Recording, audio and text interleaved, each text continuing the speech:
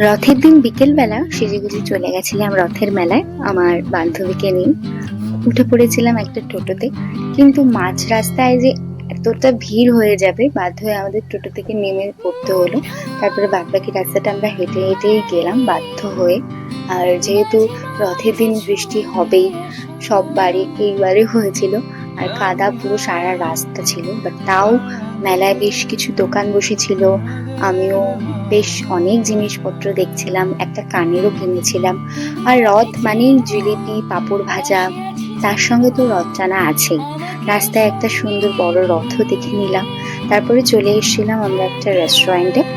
এটা একটা rooftop cafe, তোমরা বলতেই পারো। দেখো, অ্যাম্বিয়েন্স নিয়ে বলার কিছু নেই, এটা নর্মালি যেরকম হয় সেরকম একটা এসি ক্যাফে ছিল।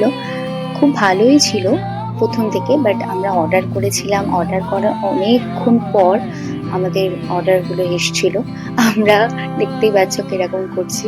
তারপরে আমাদের প্রাইস অনুযায়ী যেটা অর্ডার দিয়েছিলাম ফিশ ফ্রাইটা, সেটা কোয়ালিটি কোয়ান্টিটি কোনোটাই ভালো ছিল না। আমরা খুবই ডিসঅ্যাপয়েন্টেড ছিলাম এটা নিয়ে। তারপরে আমরা আবার একটা স্ট্রিম মোমো অর্ডার করেছিলাম। স্ট্রিম মোমোটা মোটামুটি খেতে ভালো ছিল, বাট স্যুপটা অতটাও ভালো ছিল না। তবে মোমোটা ফিশ ফ্রাই থেকে বেশ ভালোই ছিল। অর্ডারগুলো আস্তে আস্তে যেহেতু আমাদের অনেক সময় লেগে গেছিল, তাই খেতেও অনেকটাই সময় হয়ে গেছিল।